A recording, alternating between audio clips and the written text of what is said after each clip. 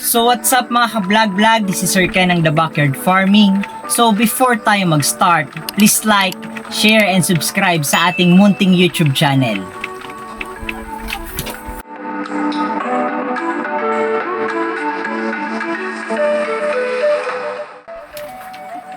So ngayon mga ka-vlog-vlog, ang daming nagtatanong kung magkano na daw yung presyo ng RTL. So ngayon pag-uusapan natin ngayon mga ka-vlog-vlog kung magkano yung presyo ng RTL. At the same time, ilang weeks old yung pwedeng mabili ninyong mga RTL galing sa inyong mga target na suppliers.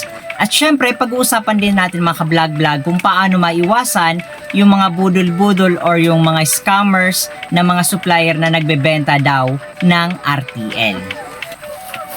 So, ngayon mga ka-vlog-vlog, last time 'di ba, etong mga RTL na to last year binili natin to around 420 per head. So, dati yon, last year yon. Ngayon, bumili tayo ng panibagong RTL. Bagong mga dating lang tong mga RTL na to. Almost 2 weeks lang to ngayon sa akin. Pero kung makikita nyo, magaganda na yan, malulusog. And tapos na sila sa pagduro or yung molting nila, malapit na yung mangitlog. Ngayon, may mga nagtatanong na magkano daw yung updated na presyo ng RTL. So, ang presyo ng RTL mga ka-vlog-vlog ngayon ay pumapalo pa rin sa around 400 pesos hanggang 500 pesos per head. Depende pa yan mga ka-vlog-vlog sa inyong mga supplier at depende yan mga ka-vlog-vlog sa kung gaano karami yung bibilhin mo sa inyong mga supplier. Kasi syempre kapag mas marami yung binibili mo, mas makakatipid ka kasi discounted, makakahingi ka ng discount at the same time, makakatipid ka sa transportation cost per head. So kumbaga, mas maganda na mas marami yung bibilhin mo para at least mas makakamura ka. Unlike dati sa amin na konti lang yung binibili, talagang mahal yung bentahan. Ngayon, dinadagdagan natin ng paunti-unti kaya nakakahingi tayo ng discount. Yung offer sa akin ito is around 410 per head. So, sabi ko, isarado na lang namin ang 400 per head. So, awa ng Diyos, pumayag naman yung supplier natin na ibenta sa atin tong around 17 weeks old na RTL sa presyong 400 pesos per head. Yung iba kasi mga ka-vlog-vlog, may binibentang mas mura around 380 per head. Pero ang hindi nyo alam, yung binibenta pala sa inyo, ang expected nyo is yung edad is 16 to 18 weeks old. Ang dinideliver sa inyo is around 16 weeks old lang.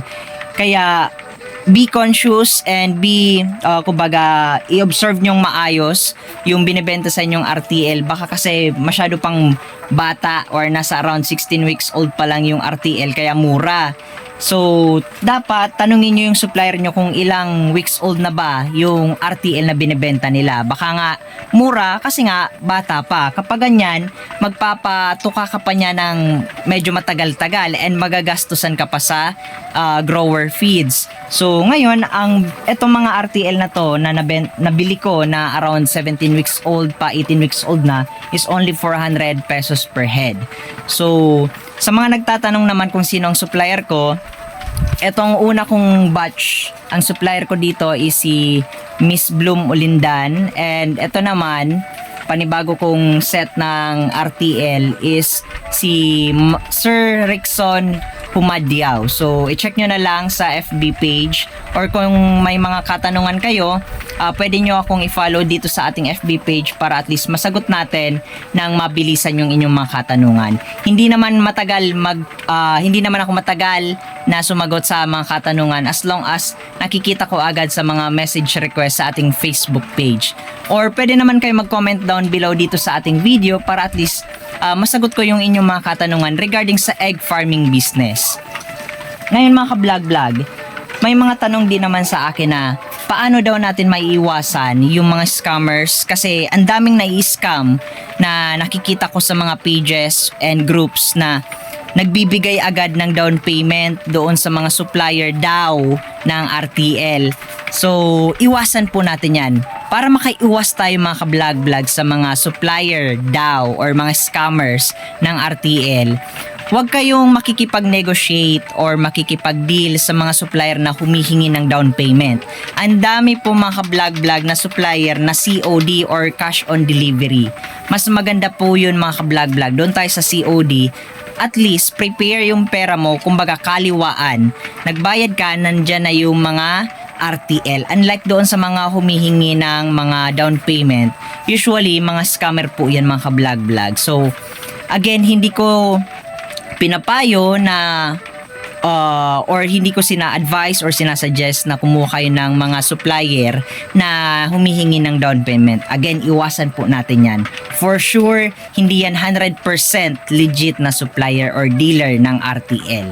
Again, so yun lang siguro yung tips ko ngayong araw para sa ating video regarding sa egg farming business. Again, uulitin ko yung presyo ng RTL ngayon sa market is around 400 to 500 pesos per head, and the same time yung safe na age na yan for the age bracket is around 17 to 18 weeks old. Yun na yung price range niyan, 400 to 500 pesos per head. Pero kung maramihan, gaya nga ng sabi ko, mas makakahingi kayo ng discount, and syempre sa magandang pakikipag-usap sa dealer, kumbaga makakahingi pa kayo ng mas magandang discount. So yun lamang po mga ka-vlog-vlog. Maraming salamat. Kinakapos ako ng hinang. Maraming salamat sa lahat ng supporters ng The Backyard Farming simula noon hanggang ngayon. Almost 2 years? Almost 1 year pa lang. 1 year, more than 1 year pa lang yung ating YouTube channel, pero meron na tayong nasa 13,000 na YouTube subscribers, and sa Facebook naman meron na tayong 8,000 followers. So maraming salamat mga ka-vlog-vlog sa walang sawang suporta. To be honest, hindi pa ako sumasahod sa ating YouTube channel, pero sobrang sarap sa pakiramdam na maraming sumusuporta at tumatangkilik ng ating video para matuto sa egg farming business. Again, hindi ko naman habol dito yung kumita sa ating YouTube channel. Ang gusto ko lang is makatulong doon din sa mga gustong magsimula ng egg farming business. Maraming salamat mga ka-vlog-vlog.